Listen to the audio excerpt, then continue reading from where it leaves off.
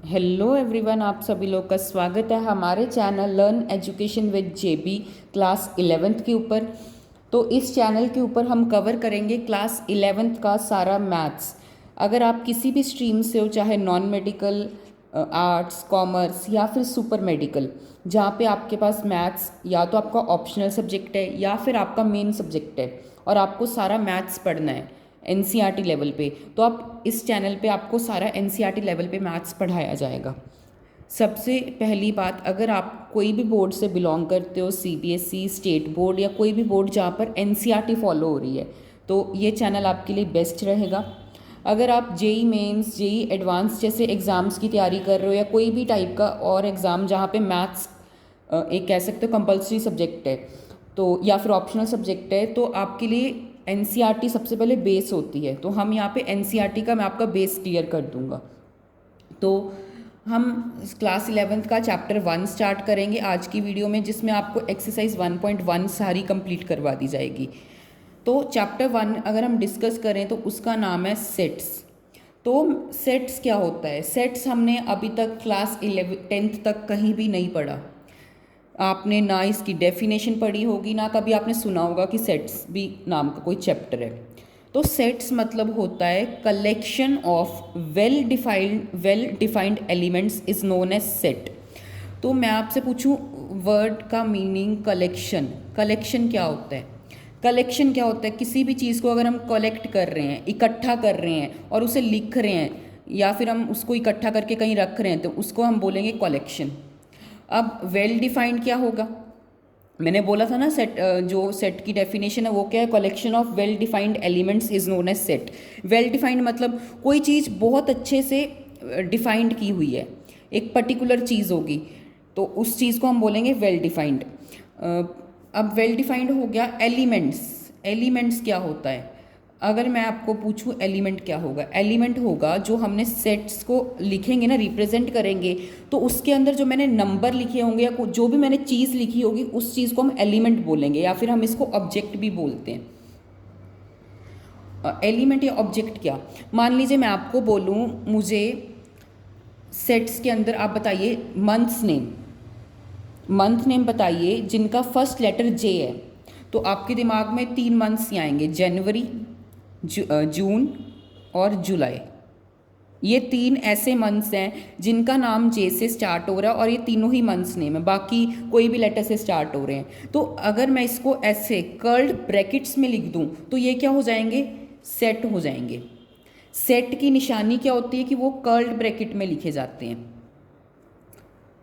तो अगर मैं कहीं भी आप चले जाओ पूरे यूनिवर्स में, अर्थ पे, जहाँ पे आपको मंथ सिस्टम फॉलो होता है, यानी कि 12 मंथ का सिस्टम फॉलो हो रहा है जैसे इंडिया में, तो इंडिया से बाहर भी अगर कहीं कोई कंट्री में 12 मंथ्स का सिस्टम फॉलो हो रहा है और वहाँ पर जाकर आप पूछोगे कि मुझे जे से स्टार्ट होने वाले मंथ्स के नेम बताइए, तो उनके दिमाग में वही 3 आएंगे। हर कहीं कहीं भी चले जाओ यही 3 आएंगे। तो इस चीज़ को हम क्या बोलेंगे? सेट बोलेंगे। सेट हर एक के लिए सेम होगा, हर एक इंसान के लिए सेट क्या होगा? सेम होगा। सेट की निशानी कर्ल्ड ब्रैकेट्स। जो मैंने ये 3 चीज़ें लिखी ना, तो इसी को हम बोलते हैं या तो ऑब्जेक्ट या फिर हम इसे बोलेंगे एलिमेंट। ये चीज़ को हम एलिमेंट्स बोलते हैं, ऑब्जेक्ट बोलते हैं। अब ये देखो 3 चीज़ हो गई, इकट्ठा करके लिख दिया, साथ में लिख दिया, तो क्या हो गया? कलेक्शन होगी। ये वेल डिफाइंड भी है क्योंकि हर जगह यही फॉलो होगा, एलिमेंट्स भी है, तो ये क्या हो गया? सेट हो गया। सेट की निशानी ये कर्ली ब्रैकेट, साथ में क्या हो गया? Collection of well defined object is known as set. तो ये सेट की एग्जाम्पल है। अगर अब मैं आपसे पूछूं कि आप लोग मुझे बताइए नेचुरल नंबर्स, नेचुरल नंबर बताइए 1 से लेके 5 तक, तो आप कहीं भी चले जाओ ऑल ओवर अर्थ, तो आपके पास नेचुरल नंबर क्या होंगे? 1 2 3 4 5, ऑल ओवर यूनिवर्स कहीं भी चले जाओ, तो यही एक नेचुरल नंबर होंगे 5 तक के। अब देखो सेट है, क्यों? क्योंकि ये करली ब्रैकेट्स में है। दूसरी बात, एलिमेंट्स हैं, एलिमेंट्स हैं और वो क्या है? वेल डिफाइंड भी हैं, साथ में क्या है? कलेक्शन भी है, तो ये क्या है? एक सेट है। समझ रहे हैं? अगर अब मैं आपसे पूछूं कि मुझे आप बताइए, कोई भी एग्जांपल ले लीजिए रैंडम, अपने दो, आपके पास मान लीजिए 2 दोस्त हैं, ठीक है, एक दोस्त सियरा, एक दोस्त सियरा। मैं इनसे पूछूं इनके फेवरेट सब्जेक्ट क्या हैं, और इससे भी पूछूं, इसने मान लीजिए इसने बोला मैथ्स, इंग्लिश, इसने बोला साइंस, एसएसटी, तो क्या ये सेट बनेगा? क्योंकि इसके लिए जो एलिमेंट्स हैं वो डिफरेंट्स हैं, इसके लिए एलिमेंट डिफरेंट है। आपसे पूछूं आपके कुछ और होंगे, मेरे से पूछोगे मेरे फेवरेट सब्जेक्ट कुछ और होंगे, किसी के लिए कुछ और होंगे, तो ये क्या है, एक सेट नहीं बन रहा। सेट क्या है, हर एक इंसान के लिए सेम रहेगा, तो ये चीज़ सेट नहीं बनेगी। क्यों नहीं बन रही? क्योंकि ये हर एक पर्सन टू पर्सन डिपेंड करेगा, किसी के लिए कुछ होगा, किसी के लिए कुछ होगा। अब मैं आपसे फेवरेट सब्जेक्ट होगा, फेवरेट खाना पूछूं आपसे, कोई किसी के लिए कोई फेवरेट खाना कुछ और होगा, किसी मेरे लिए कुछ और होगा, किसी और के लिए कुछ और होगा। फेवरेट खाना सभी का सेम तो नहीं हो सकता, तो वो चीज़ भी क्या है, वो सेट में कंसीडर नहीं होगी। सेट में सिर्फ वो चीज़ कंसीडर होगी जो एक वेल डिफाइंड होगी, कलेक्शन होगी एलिमेंट्स की, और वो सेम होगी। यूनिवर्स पे कहीं भी चले जाओ वो चीज़ क्या होगी, सेम होगी। उस चीज़ को हम बोलेंगे सेट्स।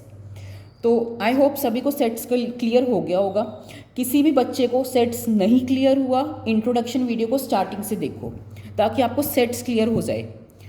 तो अगर हम बात करते हैं अब सेट्स की, आगे कुछ कंसेप्ट्स आ जाते हैं, जैसे ये कंसेप्ट आ जाता है। तो ये क्या है, तो ये जो साइन है इसे हम बोलते हैं बिलोंग, और इसे हम बोलते हैं नॉट बिलोंग। कैसे डालना है साइन, आपको जस्ट ऐसे ई सी डालनी है और ऐसे कर देना है। ई थोड़ी सी ऐसे डालना, सी की, मान लीजिए सी डाली, ऐसे कर दिया बीच में, और ये ऐसे, ये होगा नॉट बिलोंग और ये होगा बिलोंग। बिलोंग नॉट बिलोंग पता लग गया। अब मान लीजिए मैंने एक ए है, ए नाम का एक सेट है जिसमें 1 2 3 और 4 पड़ा है। एक मैंने आपको बी बोल दिया, एक मैंने आपको बोल दिया। मुझे ये बताओ कि 1 जो है वो बिलोंग कर रहा है या फिर नॉट बिलोंग कर रहा है ए को। अब आप पूछोगे 1 आपको बस चेक करना है, जो यहाँ पे एलिमेंट गिवन है क्या वो ए सेट में आ रहा है। तो आप देखोगे 1 तो सर आ रहा है, तो ये क्या हो जाएगा, 1 बिलोंग कर लेगा ए को।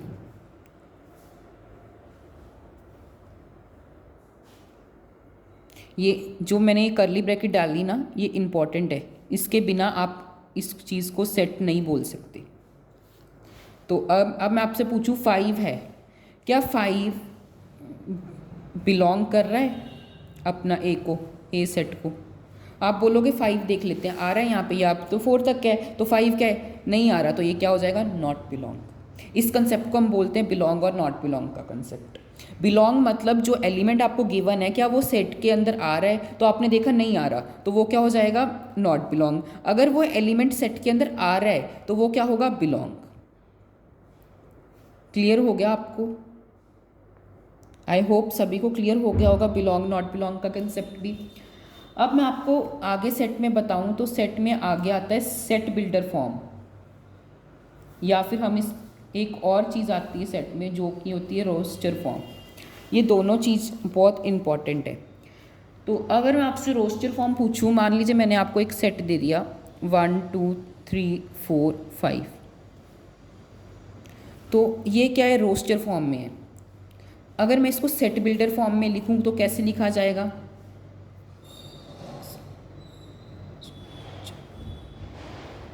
यहाँ पे ऐसे कर लीजिए। तो मैंने क्या लिखा, ये क्या था, सेट है जो कि 1 2 3 4 5 और आगे बढ़ रहा है, हमें नहीं पता कहाँ तक जा रहा है, इन्फिनिटी तक जा रहा है मान लीजिए। तो मैंने क्या लिखा, x, इसको पढ़ना, ये इसको सेट बिल्डर फॉर्म बोलते हैं और इसको रोस्टर फॉर्म बोलते हैं। तो सेट बिल्डर फॉर्म को हम कैसे पढ़ेंगे, x such that x belongs to natural number. n क्या रिप्रेजेंट कर रहा है यहाँ पे, नेचुरल नंबर। मान लीजिए अगर मैं 0 से स्टार्ट करता तो x क्या हो जाता, होल नंबर को बिलोंग करता।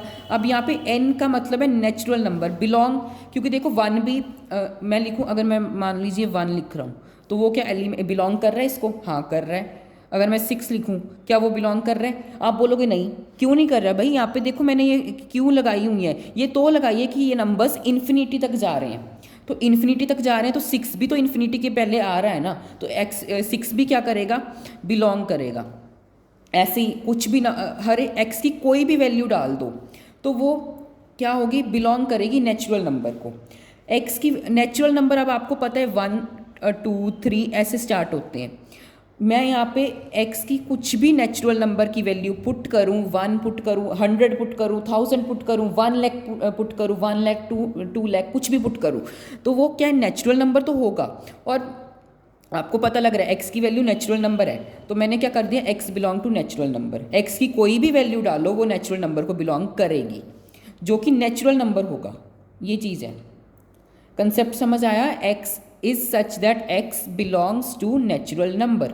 एक्स क्या होगा, एक नेचुरल नंबर होगा, ना तो एक्स होल नंबर है, वो क्या होगा, नेचुरल नंबर होगा। इसे हम बोलते हैं सेट बिल्डर फॉर्म, इसे हम बोलते हैं रोस्टर फॉर्म। अगर आपको ऐसे नहीं समझ आ रहा तो आप इसे ऐसे भी लिख सकते हैं, x such that x is a natural number. करली ब्रैकेट डालना इंपॉर्टेंट है, तभी ये रिप्रेजेंट होगा कि ये सेट है। तो मैंने क्या लिखा, x such that x is a natural number. Belong भी आप ऐसे भी लिख सकते हैं, ये भी सही माना जाएगा और ये भी सही माना जाएगा। बट क्या होता है, कुछ केसेस में जो आपका एग्जामिनर है वो इसे ज़्यादा एक्यूरेट मानेगा, उसको आप इतना एक्यूरेट नहीं माना जाता, लेकिन इसे 110% एक्यूरेट माना जाएगा और इसको आपको मार्क्स 110% मिलेगा। तो कोशिश करना कि आप ऐसे लिखो, x such that x is a natural number. बात ये दोनों सेम ही है, इसमें क्या फ़र्क हो रहा है, हम नेचुरल नंबर को क्या शॉर्ट फॉर्म में लिख रहे हैं, इसमें क्या है एक कह सकते हो फुल फॉर्म में लिख रहे हैं, और हम लिख भी किस फॉर्म में रहे हैं, सेट बिल्डर। तो आप कोशिश करना कि आप फुल फॉर्म लिखो। अब मैं आपको कुछ नंबर्स बताता हूँ, जैसे n जो है वो किसका सिंबल है, वो नेचुरल नंबर का सिंबल है। जो r है वो किसका सिंबल है, रियल नंबर का सिंबल है। z है जो वो किसका सिंबल है, वो ऑल इंटीजर्स का सिंबल है। क्यू तो आपको पता होगा ना, क्यू पॉजिटिव, क्यू क्या होता है, रैशनल नंबर का सिंबल होता है, तो ये पॉजिटिव रैशनल नंबर का सिंबल है। क्यू नेगेटिव किसका सिंबल हो जाएगा देन, नेगेटिव रैशनल नंबर का। अगर मैं बात करूँ अब आपसे, जेड रह गया था, नहीं जेड हो गया है ना, सारे हो गए। आर नेगेटिव ले लोगे तो वो क्या हो जाएगा, सेट हो जाएगा किसका, उसका नेगेटिव इंटीजर्स का, नेगेटिव रियल नंबर्स का सेट हो जाएगा। एन किसका सिंबल है, नेचुरल नंबर का। आर किसका सिंबल है, रियल नंबर का, यहाँ पे पॉजिटिव है, ठीक है। जेड किसका सिंबल है, इंटीजर्स का। इंटीजर्स क्या होते हैं, जो हमारे जैसे मान लीजिए इंटीजर मैं आपको बोलूँ, माइनस की सारी जो भी टर्म्स होंगी वो इंटीजर्स कहलाएंगी। माइनस की टर्म्स होगी उन्हें हम इंटीजर्स बोलेंगे। रैशनल नंबर जिन्हें हम p बाई क्यू की फॉर्म में लिख सकते हैं। इरेशनल नंबर तो आपको पता लगी कि नेगेटिव रैशनल नंबर हो जाएंगे। रियल नंबर में सब कुछ आएगा, चाहे फ्रैक्शन हो, चाहे नेचुरल नंबर हो, चाहे होल नंबर हो, चाहे हमारे रैशनल नंबर हो गए, सब हर एक पूरा माइनस इन्फिनिटी से लेके प्लस इन्फिनिटी तक जितने भी यहाँ पे टर्म्स आएंगी वो सब क्या कहलाएंगी, रियल नंबर। आई होप सभी लोगों को ये चीज़ समझ आ गई होगी। हमने क्या डिस्कस किया, सबसे पहले सेट डिस्कस किया कि क्या होता है, फिर हमने उसके बारे में पढ़ा, सेट के बारे में, फिर हमने बिलोंग टू का कॉन्सेप्ट पढ़ा, फिर सेट बिल्डर पढ़ा, रोस्टर फॉर्म पढ़ा। अब हम स्टार्ट कर रहे हैं एक्सरसाइज 1.1 का फर्स्ट क्वेश्चन। एक्सरसाइज 1.1 का फर्स्ट क्वेश्चन देखें तो इन्होंने बोला है कि which of the following are sets and justify your answer. तो हमें बताना है कि कौन सी इन दोनों में से सेट होगी। तो अगर आप देखो, the collection of all months of a year beginning with letter J. मैंने आपको एग्जांपल दी थी, यूनिवर्स में आप कहीं भी चले जाओ जहाँ पे 12 मंथ सिस्टम फॉलो हो रहा है। 12 मंथ सिस्टम मतलब जनवरी फरवरी मार्च वाला सिस्टम जहाँ पे फॉलो होता है। अब अगर आप वहाँ पर जाके किसी भी इंसान को पूछोगे कि भैया या दीदी कि आप हमें बताइए कि जे से लेटर के साथ स्टार्ट होने वाले मंथ के नाम बताओ, तो वो आपको ऑब्वियसली 3 ही नाम बताएंगे, जनवरी, जून और जुलाई। तो किसी भी शख्स से पूछ लो, उसका आंसर यही 3 मंथ होंगे। यूनिवर्स में आप कहीं भी जाके पूछोगे तो यही 3 आंसर मिलेंगे, मतलब सबके लिए ये 3 जो आंसर है सेम होगा सबका आंसर। तो ये क्या हो जाएगा, येस हो जाएगा। क्यों येस हो जाएगा, क्योंकि कहीं भी चले जाओ, मैं आपसे पूछूं, मेरे से पूछो, कोई भी रिलेटिव से पूछो, अपने दोस्त से पूछो, अपने टीचर से पूछो, सबका आंसर क्या होगा, जून, जुलाई और जनवरी, सबका आंसर सेम है। इट मीन्स ये सेट है। ये कंसेप्ट आपको समझ आया। सेट क्यों है, क्योंकि कहीं भी चले जाओ ये चीज़ वेल डिफाइंड है, ये चीज़ कन्फर्म्ड है, ये 100% है कि यही आपका आंसर होगा। इसके अलावा कोई ऐसा तो है नहीं, कोई भी आपको अगस्त आ जाएगा बीच में, या फिर आपसे कोई बोल दे फेब्रवरी आ जाएगा, नहीं पॉसिबल ना, क्योंकि यही 3 होगा इसका आंसर। तो ये एक सेट है। अगर आपसे सेकंड क्वेश्चन पूछूं तो वो लिखा हुआ है the collection of 10 most talented writers in India. अब ये मत बोलना कि इसका आंसर भी येस होगा। येस क्यों नहीं होगा, अगर मेरे से पूछो, मेरे लिए कोई 10 राइटर्स कोई और होंगे, आपसे पूछूं आपके लिए 10 राइटर्स कोई और हो सकते हैं, किसी और से पूछो उनके लिए कुछ और होंगे। हो सकता है हमारे जो राइटर्स हैं वो कॉमन हो जाए, कि उसका कोई कॉमन निकल जाए, मेरा 2 राइटर्स मेरे भी फेवरेट हो, उसके भी 2 राइटर्स फेवरेट हो, लेकिन ज़रूरी नहीं है कि वो थर्ड पर्सन के लिए भी वही 2 राइटर्स फेवरेट हो या मोस्ट टैलेंटेड राइटर्स हो। तो टैलेंटेड राइटर्स किसी के लिए कुछ और होंगे, मेरे लिए कुछ और होंगे, आपके टीचर के लिए कोई और होंगे, आपके मम्मा के लिए कुछ और होंगे, आपके रिलेटिव के लिए कुछ और होंगे। तो आंसर क्या आएगा, सबका डिफरेंट आएगा। तो जिस कारण ये सेट नहीं है। आई होप सभी को समझ आया कि इसका आंसर नो क्यों है। अब हम करते हैं थर्ड पार्ट की तरफ। तो अगर हम थर्ड पार्ट पढ़ें तो इसमें लिखा हुआ है a team of 11 best cricket batsman in the world. तो इन्होंने बोला है बेस्ट क्रिकेट बैट्समैन होने चाहिए वर्ल्ड के। तो अगर हम बात करें वर्ल्ड के, अब मेरे लिए जो होंगे वो बैट्समैन अलग हो सकते हैं, आपके लिए कोई और होंगे बेस्ट। वर्ल्ड की बात चल रही है ना, तो आप ऑस्ट्रेलिया चले जाए, उनके लोगों के लिए कोई और अच्छे होंगे बैट्समैन। कनाडा चले जाइए, चाइना चले जाइए, कोरिया चले जाइए, कहीं भी चले जाइए, उनके लिए क्या है बैट्समैन अलग अलग हो सकते हैं। हो सकते हैं उनके और मेरे में कॉमन आ जाए, एक आधा आ जाए, 2 आ जाए, हो सकता है 2, अगर आप और मैं बात कर रहे हैं हम दोनों के सेम निकल जाएं बैट्समैन। तो इसका मतलब ये थोड़ी है कि हर एक पूरी दुनिया में जितने लोग हैं उन सभी के लिए बैट्समैन वही होंगे, नहीं ना, ये चीज़ तो पॉसिबल नहीं है। तो इसका मतलब हर एक का आंसर डिफरेंट आ रहा है, डिफरेंट आ रहा है, तो ये चीज़ क्या है, ये सेट नहीं हो सकती, पॉसिबल ही नहीं है। क्यों पॉसिबल नहीं है, किसी के लिए कोई और बैट्समैन बढ़िया होंगे, मेरे लिए कोई और होगा, आपके मदर के लिए कोई और होगा, फादर के लिए कोई और होगा, रिलेटिव के लिए कोई और होगा, दोस्त के लिए कोई और होगा। कॉमन निकल सकता है, हो सकता है आप सबका सेम निकल जाए, आपके रिलेटिव्स का सेम निकल जाए, आपका सेम निकल जाए, लेकिन पूरे वर्ल्ड के लिए तो सेम नहीं होगा ना। तो इसके लिए इसका आंसर नो है। फोर्थ पार्ट पढ़िए। तो इन्होंने बोला है the collection of all boys in your class. इन्होंने यहाँ पे वर्ड बोला है योर क्लास। योर क्लास का मतलब आपकी क्लास में जितने भी लड़के हैं उन सभी को इकट्ठा कर दीजिए। मैं आपकी क्लास की कोई लड़की आई मेरे पास, मैंने उनसे पूछा आपकी क्लास के बॉयज़ के नेम बताइए, तो उस लड़की के लिए उसने सभी के नेम बताइए। मैंने सेकंड गर्ल बुलाई, उसने भी वही बोला। आपकी टीचर बुलाए, उन्होंने भी वही बोला। तो बॉयज़ क्या है वो सेम ही रहेंगे, चाहे मैं किसी भी लड़की से जाके पूछूं आपकी क्लास से, चाहे किसी भी टीचर से पूछूं, आंसर क्या है सेम ही आएगा। मैं किसी भी, अगर मैं आपकी क्लास में एंटर कर जाऊं और मैं आपसे आपके हर एक बॉय का नाम पूछ लूं और मेरे से जाके कोई पूछ ले कि लड़कों के नाम बताओ, तो मेरे लिए आंसर सेम रहेगा। आपके स्कूल के प्रिंसिपल के लिए आपका आंसर सेम रहेगा, आपके स्कूल की लड़कियों के लिए भी आंसर सेम रहेगा। क्यों सेम रहेगा, क्योंकि अरे कोई लड़के तो सेम ही रहेंगे ना, लड़कों के नाम थोड़ी बदल जाएंगे। तो आंसर क्या सेम आएगा। ऑल ओवर यूनिवर्स कोई भी अगर आपकी क्लास में एंटर करेगा और उससे लड़कों के नाम पूछे जाएं तो उसके लिए आंसर क्या आएगा, सेम आएगा। सबके लिए आंसर सेम आएगा, तो इसका आंसर क्या हो जाएगा, येस हो जाएगा। येस क्यों हुआ, लड़के तो सेम रहेंगे ना आपकी क्लास के, चेंज तो नहीं होने वाले कोई। अगर मैं किसी और लड़की से पूछूं, आपके प्रिंसिपल से पूछूं, आपके पेरेंट्स से पूछूं, अगर वो आपकी क्लास में एंटर करें तो सभी के लिए लड़कों का आंसर क्या आएगा, सेम आएगा। तो अगर हम बात करें the collection of all natural numbers less than 100, इन्होंने वर्ड दिए नेचुरल नंबर जो लेस देन 100 होने चाहिए। यूनिवर्स में कहीं भी चले जाओ, कहीं भी, उन्होंने अगर यूनिवर्स में कहीं भी जा रहे हो और उनसे आप नेचुरल नंबर पूछोगे 100 से कम के, तो उन सभी का आंसर क्या होगा, 1 से लेके 99 तक। कोई ऐसा तो है नहीं है कि कोई बोल देगा 102 होगा natural number. No doubt 102 natural number है, लेकिन इन्होंने कंडीशन क्या बोली है कि वो लेस देन 100 होना चाहिए। आंसर क्या सबका सेम ही आएगा, 1 से लेके 99 के बीच में ही हर एक जो बंदा है वो आंसर करेगा। हो सकता है किसी को ना पता हो नेचुरल नंबर क्या होते हैं, तो मे बी आंसर डिफरेंट आ जाए। लेकिन प्रैक्टिकली देखें, यूनिवर्स में किसी भी शख्स से जाके किसी से भी जाके पूछोगे जो जिसे पता है नेचुरल नंबर के बारे में, तो उसका आंसर क्या आएगा, 1 से लेके 99 के बीच में ही आएगा। तो इसका आंसर भी क्या हो जाएगा, येस हो जाएगा। क्यों येस हो जाएगा, किसी से भी जाके पूछ लीजिए तो वो आपको आंसर 1 से लेके 99 के बीच में ही बताएगा। तो इसके कारण ये क्या एक सेट होगा।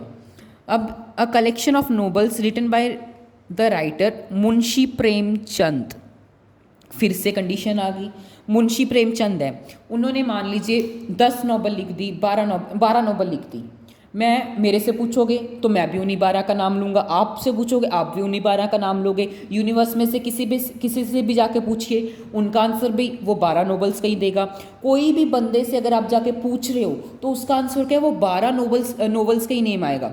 ऐसा तो है नहीं कि वो कोई 13वीं या 14वीं वो बोल देगा नोवेल का नेम, जबकि एग्जिस्ट ही नहीं कर रही 13वीं 14वीं नोवेल, तो 12 ही एग्जिस्ट कर रही है। 12 का सेम आंसर किसी से भी जाके पूछोगे तो वही 12 नोवेल्स का नेम लेगा। तो इसका मतलब क्या है, सेम हो गया, तो ये क्या होगा, येस होगा। ये अगर मैं आपसे पूछूं ये सभी चीज़ें जो है ना, तो ये सेट्स के लिए हैं, ये पूछा जा रहा है इसमें सेट है कि नहीं। अगर आप 7th क्वेश्चन पढ़ो तो collection of all even integers, तो इन्होंने बोला है इवन इंटीजर्स, तो अब इवन इंटीजर्स की बात आ गई। अब सेम वही कंडीशन लगा दो, यूनिवर्स में कहीं भी चले जाओ, वर्ल्ड में कहीं भी चले जाओ, किसी से भी जाके पूछोगे कि इवन इंटीजर्स के नाम बताओ, तो उसका आंसर क्या होगा, 2 4 6 8 10 12, ऐसे करते करते जाएगा। कोई ऐसा तो होगा नहीं इंसान कि वो बोलेगा नहीं नहीं 2 इवन इंटीजर नहीं है, वो तो हम तो 1 बोलेंगे, 1 और 3, कोई ऐसा तो नहीं है ना कि कोई आपको बोल देगा और 1 और 3 इवन इंटीजर है। जिसको पता है, इंटीजर्स की नॉलेज है, जिसको इवन नंबर्स की नॉलेज है, उससे अगर आप पूछोगे, अपने टीचर से जाके पूछ लो, मेरे से पूछ लो, अपने पेरेंट्स से पूछो, रिलेटिव से पूछो, अपने दोस्तों से पूछो, अगर सभी लोग क्या रिप्लाई करेंगे, 2 4 6 8 10, आंसर क्या आ रहा है, सभी के लिए सेम आ रहा है, तो ये क्या हो जाएगा, येस, ये क्या हो जाएगा, एक सेट होगा। अब हम बात करते हैं 8th क्वेश्चन की, the collection of all questions in this chapter. अगर मैं अब 1.1 खोलूँ मैथ्स में, तो देखो सभी की बुक्स में यही छापे हुए हैं, यही क्वेश्चंस प्रिंटेड होके आए हैं। ऐसा तो है नहीं है कि आपकी बुक कोई डिफरेंट है और उसमें कुछ और प्रिंटेड किया हुआ है, ऐसा तो नहीं पॉसिबल ना। तो क्वेश्चन सभी की बुक में, सभी की एनसीईआरटी बुक में यही प्रिंटेड है, तो सभी के लिए जो क्वेश्चन होंगे वो सेम होंगे, तो इसका भी आंसर क्या होगा, येस होगा। 9th क्वेश्चन इंटरेस्टिंग है, ध्यान से सुनना। अ collection of most dangerous animals in the world, इन्होंने बोल दिया मोस्ट डेंजरस एनिमल्स बताओ। अब मोस्ट डेंजरस एनिमल्स, कोई बोले अब मेरे लिए कोई और डेंजरस हो सकते हैं, मेरे लिए क्या होगा, टाइगर होगा, लायन होगा, किसी के लिए एलिफेंट होगा, किसी के लिए कुछ होगा। मान लीजिए कोई लड़की छिपकली से डर रही है, लिजार्ड से डर रही है, तो उसके लिए डेंजरस एनिमल क्या हो जाएगा, लिजार्ड हो जाएगा। मान लीजिए कोई कॉकरोच से डर रहा है, कोई शेर से डरता है, कोई किसी से डर रहा है, तो अगर आप सभी को पूछोगे तो हर एक का आंसर डिफरेंट होगा। मेरे लिए डिफरेंट होगा, आप अपने पेरेंट्स से डेंजरस एनिमल पूछोगे, उनके लिए कुछ डिफरेंट होगा। किसी को किसी चीज़ से डर लग रहा है, वो उसका नाम बताएगी एज अ डेंजरस एनिमल। तो क्या है, आंसर क्या आ रहा है, सभी का डिफरेंट आ रहा है, डिफरेंट आ रहा है, तो ये क्या होगा, एक सेट नहीं होगा। तो इसका आंसर क्या आएगा, नो। क्यों नो आया, किसी के लिए कोई डेंजरस एनिमल होगा, किसी के लिए कोई डेंजरस एनिमल होगा, इस कारण से इसका आंसर नो आएगा।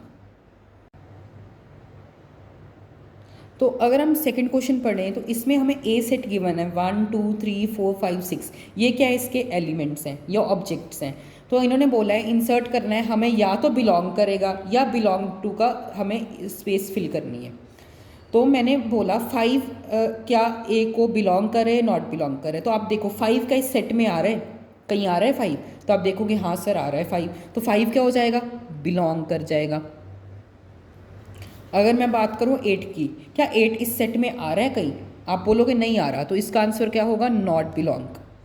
अगर 8 मान लीजिए यहाँ पे 7 8 भी लिख देता मैं, तो 8 क्या हो जाता, बिलोंग हो जाता। 0 चेक करो कि 0 आ रहा है, 0 नहीं आ रहा, तो 0 का इसका क्या आंसर आएगा, नॉट बिलोंग।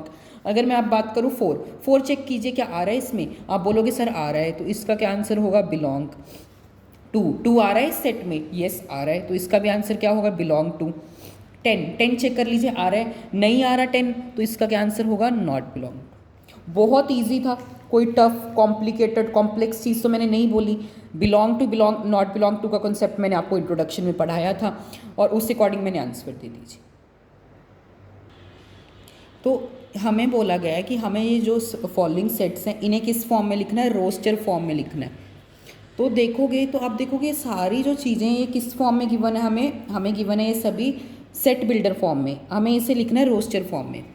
तो सबसे पहला क्वेश्चन करें तो इन्होंने बोला है x such that x is N integer and lies between, x की वैल्यू किस में लाई कर रही है, -3।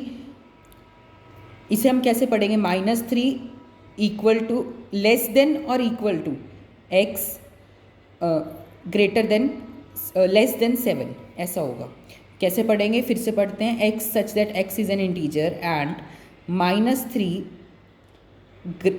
x इज ग्रेटर देन और इक्वल टू -3 और लेस देन 7। इसे हम ऐसे पढ़ेंगे। तो x की वैल्यू कहाँ पे लाई कर रही थी, एक तो -3 में, -2 1 0 1 2 3 4 5 और 6। तो आप पूछोगे भैया यहाँ पे तो 7 गिवन है और -3 गिवन है, आपने -3 तो लिख दिया लेकिन 7 तो आपने लिखा ही नहीं। 7 हमने इसलिए नहीं लिखा, तो आप ध्यान से पढ़ो ना, तो यहाँ पे एक साइन गिवन है इक्वल टू का, जहाँ पे लेस देन ग्रेटर देन और नीचे ऐसा साइन हो ना इक्वल टू का, उसका मतलब आपको ये जो साथ वाली टर्म है ये भी लिखनी है। जहाँ पे ये साइन नहीं गिवन होगा तो आपको उसमें से एक घटा देना है, एक सब्ट्रैक्ट कर देना है, एक माइनस कर देना है। तो मैंने क्या किया, यहाँ पे इक्वल टू का साइन था तो मैंने -3 यहाँ पे लिखा, इक्वल टू का साइन नहीं था तो मैंने 7 में से एक माइनस कर दिया, सब्ट्रैक्ट कर दिया, तो क्या आया 6। तो इसको हम कैसे लिखेंगे, ये होगा आपकी रोस्टर फॉर्म, इसका आंसर फर्स्ट पार्ट का। ऐसे ही अगर आप सेकंड पार्ट देखो, इजी है बहुत, कोई टफ चीज़ नहीं है। x such that x is a natural number less than 6, तो इन्होंने डायरेक्ट वर्ड बोल दिया लेस देन 6। अब तो आपको पता ही है कि 6 से कम के नेचुरल नंबर लिखने हैं जो कि होंगे 1 2 3 4 और 5। इन्होंने लेस देन बोला है, लेस देन और इक्वल टू 6 नहीं बोला। अगर इक्वल टू 6 बोल देते तो हम यहाँ पे 6 भी लिखते, जिस कारण ये 5 तक एग्जिस्ट करेंगे। अगर हम थर्ड क्वेश्चन देखें, x such that x is a 2 digit number such that, इन्होंने कंडीशन भी दे दी है कि वो उसका सम क्या हो, 8 होना चाहिए। x 2 डिजिट नंबर है, अब ऐसा तो है नहीं है 2 डिजिट नंबर है तो हम 0 और 8 लिखें, 0 8 लिख दो। कोई मुझे बोल रहा है 0 8 2 डिजिट नंबर भी है भैया, सम भी इसका 8 होगा, बिल्कुल गलत है। आपको पता है कि अगर एक कांस्टेंट के सामने एक नंबर के आगे 0 है तो उसकी वैल्यू नहीं मानी जाएगी, इसको हम 8 ही मानेंगे। तो ये क्या बन रहा है, सिंगल डिजिट नंबर बन रहा है। 2 डिजिट नंबर क्या होगा, 17 होगा आपका सबसे पहला। 7 + 1 8, कंडीशन क्या थी, 2 डिजिट नंबर है, वो भी सेटिस्फाई हो रही है। अब क्या करना है आपको, 26 लिखना है, फिर आपको प्लस कर देना, फिर से 9 35, फिर 9 फिर ऐड कर दो।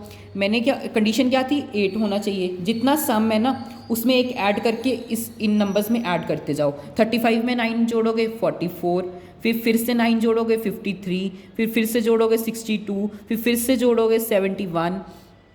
एक्चुअली 71 नहीं आएगा, 80 आएगा। समझ आई आपको, 71 आएगा। सबसे पहले 9 ऐड करोगे ना, 71 में 9 ऐड करोगे 80। अगर आप 80 में 9 ऐड करोगे तो 89 हो जाएगा। 89 का सम चेक करना ज़रा, क्या आ रहा है, 17 आ रहा है, लेकिन हमें सम की कंडीशन क्या चाहिए थी, 8, जिस कारण हमने 80 के बाद हमने नहीं चूज़ किया।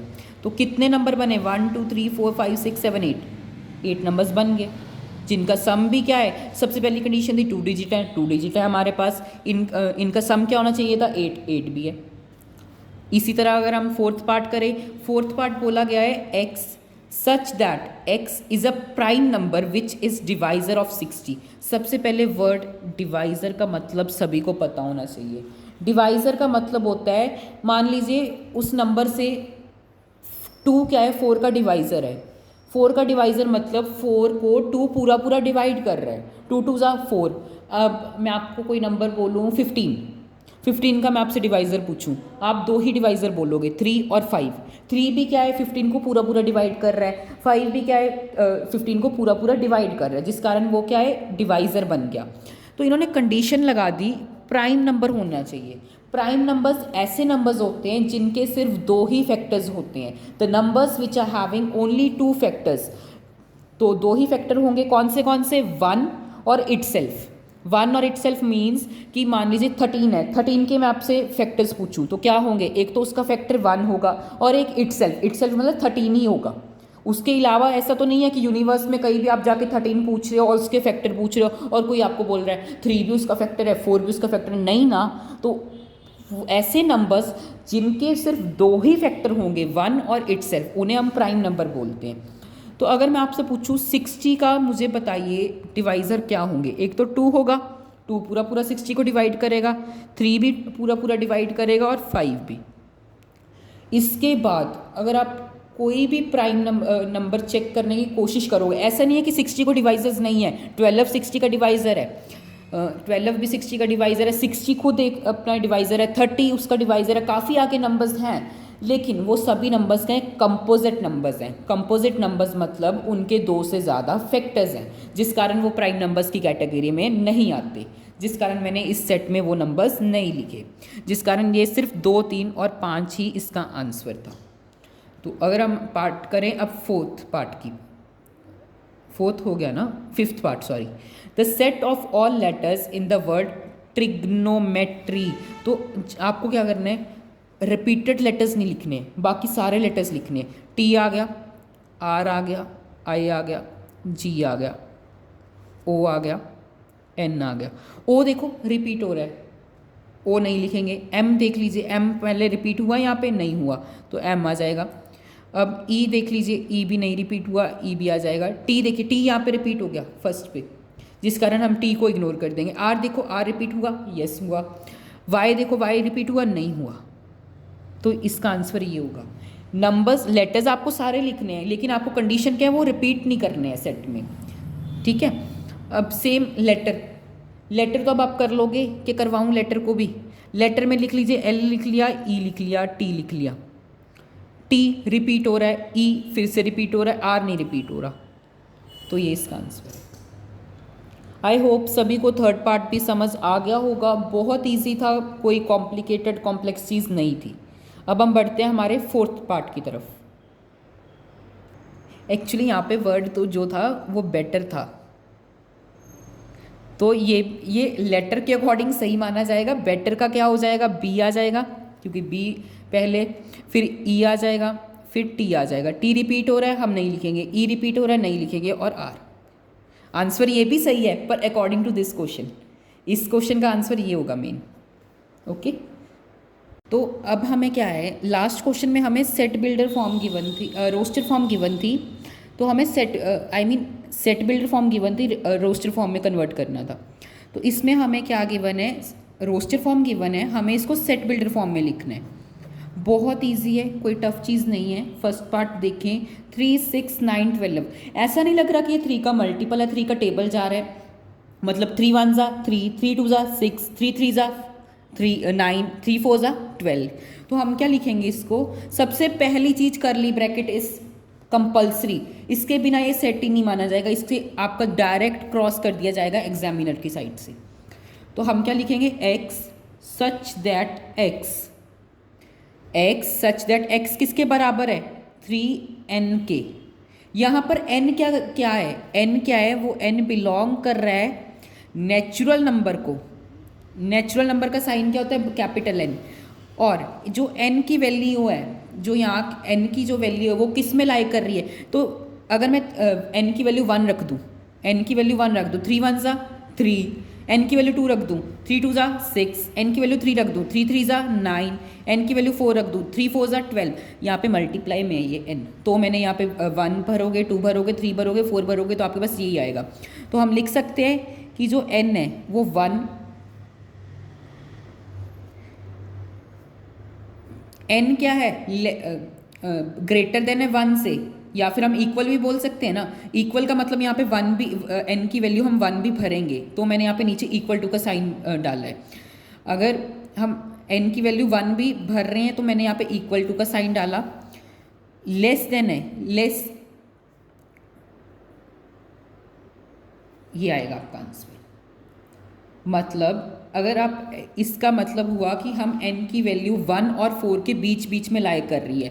1 और 4 के बीच में लाए करने का मतलब कि 1 और 4 को लेस देन, इक्वल टू का साइन है ना नीचे, आप देखो ध्यान से, मैंने यहाँ पे दोनों पे इक्वल टू का साइन इसलिए डाला कि 1 की वैल्यू, जो n की वैल्यू है 1 और 4 के बीच में लाए तो कर ही रही है, साथ में हमें n की वैल्यू 1 और 4 दोनों भरना होगा।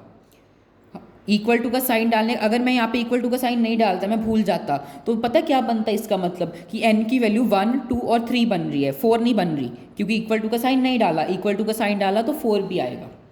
ये चीज़ आपको समझ आई। x such that x equals to 3n, n क्या है, नेचुरल नंबर है, और जो n की वैल्यू है 1 और 4 के बीच में लाई कर रही है, 1 और 4 के बीच में लाई करने के साथ n की वैल्यू 1 और 4 दोनों होगी। ठीक है, कोई ज़्यादा डिफ़िकल्ट चीज़ नहीं थी, आई होप। अब ये पढ़ो, 2, 4, 8, 16, 32। 2 की पावर 1 क्या होता है, 2। 2 की पावर 2 क्या होता है, 4। 2 की पावर 3 क्या होता है, 8। 2 की पावर 4 क्या होता है, 16। 2 की पावर 5 क्या होता है, 32। अब आप बोलोगे भैया आपके तो दिमाग में ये आंसर था।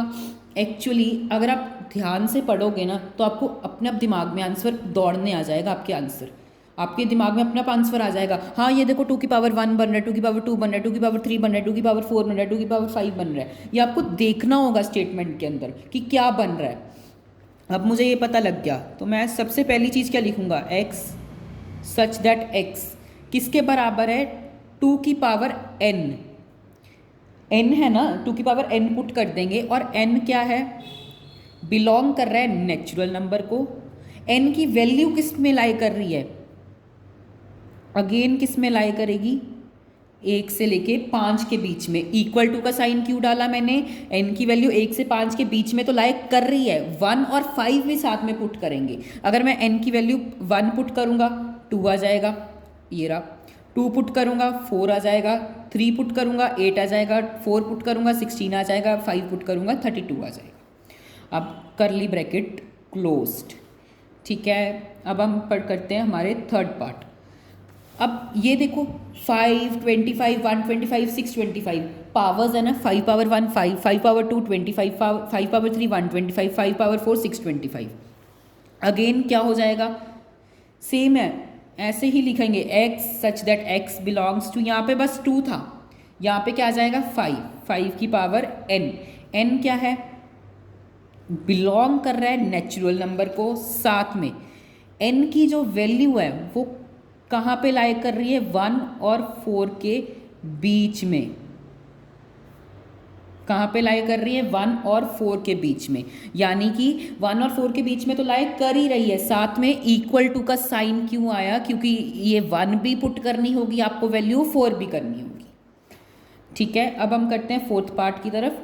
तो 2, 4, 6, 8 और इन्फिनाइट नंबर्स, ध्यान से देखिए तो ये सभी इवन नंबर्स की तरफ इशारा नहीं कर रहे। तो हम क्या लिखेंगे, x equals to x, x such that x क्या है हमारा, x जो है इज एन इवन नंबर। कौन से इवन नंबर है, नेचुरल इवन नंबर है। नेचुरल वर्ड इसीलिए यूज हुआ क्योंकि इवन नंबर्स तो उसमें भी आ जाएंगे -2, -4, -6, लेकिन स्टार्टिंग कहाँ से हो रही है, 2, 4, 6, 8। तो मैंने क्या लिखा, x such that x is an even natural number. I hope सभी को समझ आ गया होगा। Even natural number lakhs, crore, millions, billions, हर जगह सब तक जाएंगे, इन्फानाइट तक जाएंगे। इसीलिए मैंने यहाँ पे कोई कंडीशन नहीं लिखी कि 1 से लेके 5 के बीच में लाई करेंगे। ठीक है, अब हम फिफ्थ देखें तो 1 का स्क्वायर क्या होता है, 1, 2 का स्क्वायर 4, 3 का स्क्वायर 9 और 10 का स्क्वायर 100। तो ये इनमें लाई कर रहे हैं, तो ये परफेक्ट स्क्वायर वाले नंबर्स हैं। तो हम क्या लिखेंगे, x बिलोंग्स टू x। ठीक है, किसके बराबर है, x किसके बराबर होगा, n का स्क्वायर। n का स्क्वायर क्या होगा, n जो है वो सबसे पहले तो नेचुरल नंबर होगा, और जो n की वैल्यू है वो किसके अंदर लाया करेगी, 1 के और 10 के बीच में, यानी कि 1 का स्क्वायर करोगे 1 आ जाएगा, 2 का स्क्वायर कर 2 वैल्यू पुट करोगे 4 आएगा, 3 वैल्यू करोगे 9 4 16 5 25 6 36 7 49 8 64 9 81 10 100। तो मैंने क्या बोला कि n का स्क्वायर इसलिए बोला, n की वैल्यू किस में लाया करी 1 और 10 के बीच में। इक्वल टू का साइन इसलिए आया क्योंकि हमें 1 भी पुट करनी है और 10 भी पुट करनी है साथ में। आई होप सभी को फोर्थ पार्ट अच्छे से समझ आ गया होगा। अब हम बढ़ते हैं हमारे फिफ्थ पार्ट की तरफ। फिफ्थ पार्ट में हमें बोला गया है कि ये हमें सेट बिल्डर फॉर्म में गिवन है और इन्हें हमें एलिमेंट्स बताने हैं इनके। तो सबसे पहले ए है x सच दैट x क्या है, एक ऑड नेचुरल नंबर है। ऑड नेचुरल नंबर है तो क्या होगा, 1 होगा, 3 होगा, 5 होगा। स्पेसिफिक कोई कंडीशन नहीं गिवन तो इन्फिनिटी तक जाएंगे। ऐसी सेकंड पार्ट पढ़ें तो इसमें बोला गया है कि जो x है वो एक इंटीजर है और कहाँ उसकी वैल्यू किस में लाया कर रही है, -1/2 और 9/2। इंटीजर है तो नेगेटिव वैल्यू भी हो सकती है, यानी कि -0.5 और 4.5 के बीच में लाई कर रही है। तो अगर हम इसका आंसर लिखें तो ये आएगा 0 1 2 3 और 4। ठीक है। अगर हम थर्ड पार्ट देखें तो इसमें बोला गया है कि x जो है x such that x is a integer, x square की वैल्यू 4 के इक्वल भी जा सकती है, इट मीन्स अगर हम 2 रखेंगे तो भी 4 आएगा, अगर आप 3 रख देंगे तो वो 9 आ जाएगा। ये पॉसिबल नहीं है, 2 से छोटे भी सारे हो जाएंगे क्योंकि इन्होंने बोला है कि इंटीजर है तो माइनस की वैल्यूज़ भी लिखेंगे 0 1 और 2। अब हम देखें फोर्थ पार्ट की तरफ। तो फोर्थ पार्ट में बोला गया है कि हमें x is a letter in the word loyal such that x is a loyal का लेटर लिखना है तो L होगा, O होगा, Y होगा, A होगा। क्योंकि ये वाला L क्या है, रिपीट हो रहा है इस L के साथ, तो हम ये नहीं लिखेंगे, इसको इग्नोर कर देंगे। इसी हिसाब से अगर हम फिफ्थ पार्ट देखें तो फिफ्थ पार्ट में बोला गया है x is such that a month of year not having 31 days. तो आप सिंपल लिख दीजिए जो भी मंथ्स आ रहे हैं, जैसे फेब आएगा, अप्रैल आएगा, जून आएगा, सितंबर आएगा, नवंबर आएगा। ये आपका आंसर है। इनमें 31 डेज नहीं होते। इसी हिसाब से अगर 6 देखें तो इसमें बोला गया है x such that x is a consonant in the English alphabet which precedes के से पहले वाले कॉन्सोनेंट लिखने हैं। तो आपको इंग्लिश में आपको पता होगा हमारे पास 26 लेटर्स हैं, 26 में से 21 तो होंगे आपके पास कॉन्सोनेंट और 5 आपके पास होंगे वॉवल। वॉवल समझते हो, A E I O U। इसके अलावा जितने भी लेटर्स हैं वो सब क्या होंगे, कॉन्सोनेंट। और हमें के से पहले के सारे कॉन्सोनेंट्स लिखने हैं। तो क्या क्या आ जाएंगे, B आ जाएगा, C आ जाएगा, D आ जाएगा, F आ जाएगा, G आ जाएगा, H आ जाएगा और J आ जाएगा। करली ब्रैकेट्स याद रखना, ये सेट को रिप्रेजेंट करती हैं, कंपल्सरी है करली ब्रैकेट्स। अब हम करते हैं हमारा सिक्स्थ पार्ट। तो अगर आप सिक्स्थ पार्ट देखोगे बहुत इजी है, इन्होंने मैच द फॉलोइंग करना है। इधर रोस्टर फॉर्म गिवन है, सेट इधर सेट बिल्डर फॉर्म है, इसे मैच करना है। 1 2 3 6 2 3 1 3 5 7 9 6। अगर आप देखो 1 2 3 6 इसके साथ नहीं मैच कर रहा, x such that x is a natural number and divisor of 6। Divisor of 6 कौन से नंबर्स होंगे, 1 होगा एक डिवाइजर, 2 होगा, 3 होगा और 6 इटसेल्फ होगा। तो फर्स्ट का क्या ऑप्शन आ रहा है, C। फर्स्ट की क्या ऑप्शन आ रही है, C। इसी हिसाब से अगर हम सेकंड देखें, सेकंड है हमारे पास 2 और 3। 2 और 3 प्राइम नंबर्स के साथ नहीं आ रहे, x is such that x is a prime number and divisor of 6। क्या क्या होंगे, 2 होगा, 3 होगा। 1 प्राइम नंबर नहीं होता, 1 यूनिक नंबर है। 6 भी प्राइम नंबर नहीं है, 6 एक कंपोजिट नंबर है। तो सेकंड की कौन सी ऑप्शन आ रही है, A। अब हम थर्ड पार्ट देखें तो थर्ड पार्ट के अंदर हमें वर्ड्स गिवन है और देखो वर्ड्स गिवन है, रिपीट नहीं होने चाहिए थे इनके वर्ड्स, ये दोनों सेम हो रहे हैं। तो थर्ड का क्या आ जाएगा, D। अब फोर्थ बच गया, उसका क्या आ जाएगा, B। तो इसी के साथ हमने एक्सरसाइज 1.1 क्लास 11th की कंप्लीट कर ली है। नेक्स्ट वीडियो में हम कंप्लीट कर लेंगे एक्सरसाइज 1.2 और उसका एक छोटा सा इंट्रोडक्शन। आई होप आप सभी लोगों को अच्छे से समझ आ गया होगा। तो अच्छे से समझ आ गया होगा। अब मैं चाहता हूँ कि आप हमें फॉलो कर लें इंस्टाग्राम के ऊपर, लर्न एजुकेशन विद जेबी। अगर किसी भी बच्चे को कोई भी सम में डाउट है या कुछ भी डाउट है, आप मुझे डीएम कर सकते हो। कमेंट सेक्शन आपके लिए ऑलवेज ओपन है, वहाँ पे कमेंट कीजिए, डीएम कीजिए, आपको रिप्लाई 110% मिलेगा। तो अब हम मिलते हैं नेक्स्ट वीडियो में, तब तक के लिए सबको गुड बाय।